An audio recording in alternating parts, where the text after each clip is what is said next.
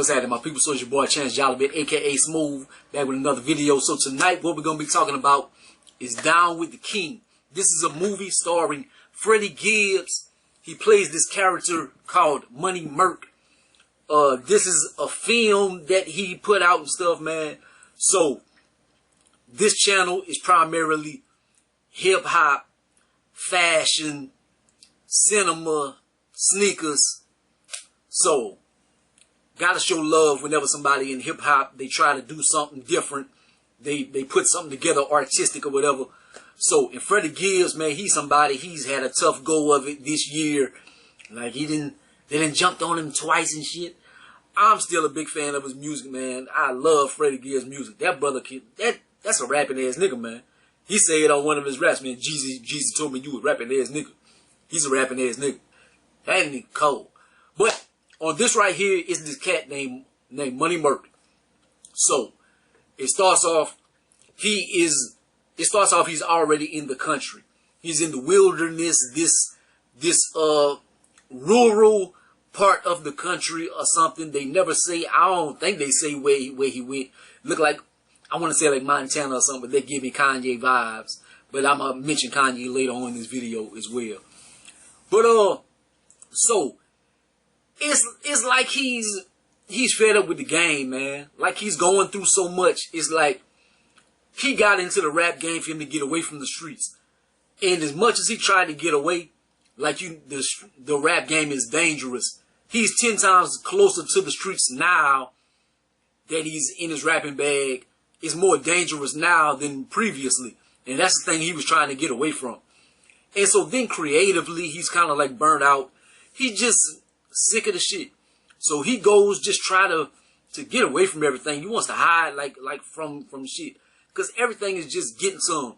Like social media, he gets on there, like on live. You try to talk to the fans or something. Somebody always cussing him out. Oh, you would think you what? You think you that? They got other rappers going at him, like beefing. Oh, nigga, you ain't it. They got bloggers, they making blogs about him. You ain't real, you ain't who you say you are, and this and that. So, it's a lot of issues he going through, and it's like, man, I'm sick of this shit, man. Like, this is not worth it. It's not worth it, all this stress and stuff.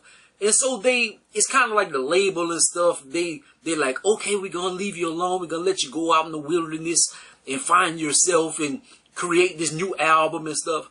Meanwhile, in his mind, he's trying to write and stuff, but he's like, back of my mind, I'm like, I don't want to do this anymore. This is just, I'm sick of this shit. But then being somebody like he's the star and everything, they got managers, family, friends, everybody is leaning on him. He's the breadwinner. So it's like, baby mamas, babies and stuff. So they got all these people that rely on him. And so it's like heavy on him. It's like, man, I got to do this. I don't want to do this. And it's that breaking point, that medium that this film takes place in. And so he meets these people out there. It's number of white people. And so he goes like the hardware stores. He is learning new trades.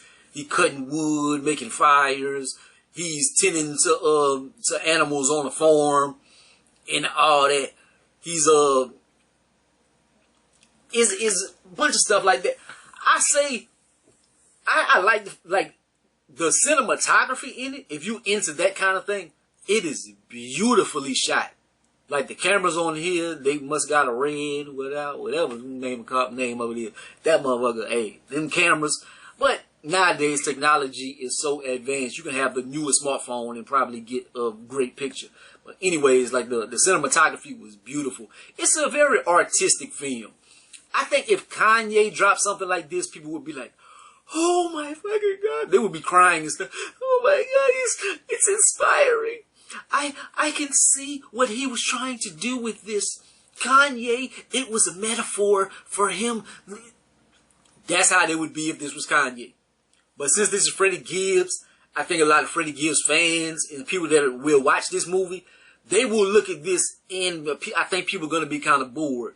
And the end of it, like he's beefing with people and stuff, and you want to see like if he does get back into rap, will he make this like amazing song like an Eminem 8 Mile and Mom Spaghetti and have just the greatest song in the world at the end or something? It's nothing like that. It doesn't have this big crescendo and he comes back and blows up, or he does this and that. He finds himself, is kind of leave you in limbo.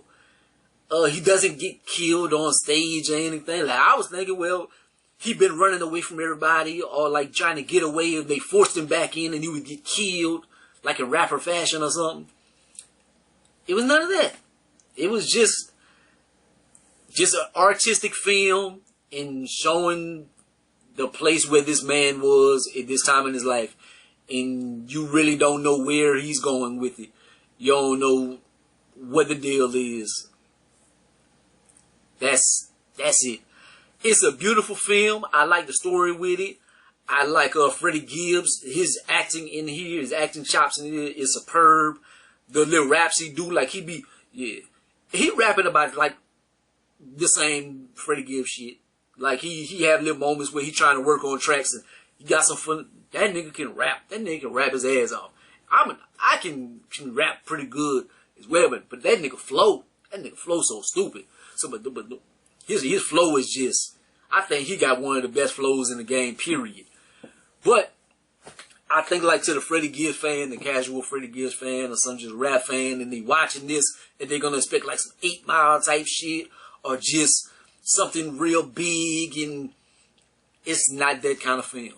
It's an artistic film, just a look into this brother's life and how he's dealing with it. I would give it a 6.5 out of 10. In my mind, I want to give it like a higher grade, but I don't want y'all to look at this and be like, oh, he gave it an 8. He gave it a 9. I gotta rush this. I'm gonna what? Oh, that motherfucker stupid. That's a bullshit. He gave this a 9. I wasted 2 hours of my life. I think that's how a lot of people will feel. So I'm gonna give it like on a casual rating. I'm gonna give it like a 6.5. I love the cinematography. I love the story. The ending and stuff, the crescendo is not really there. The little kind of love story in here is kind of, He did talk about Louisiana down bad. Like he was like, the homegirl, she say, I got into grad school, I'm going down to Louisiana, I'm working this restaurant got a job in an apartment and stuff. You're like, Louisiana, what the fuck? Man, Louisiana, what the fuck you going down to Louisiana for, man? Louisiana is dirty. Louisiana is dirty, and I went down there and the food is overrated and it make my stomach hurt and stuff. Now, the food part, I disagree with you right there. The dirty part, yeah, Louisiana ain't shit.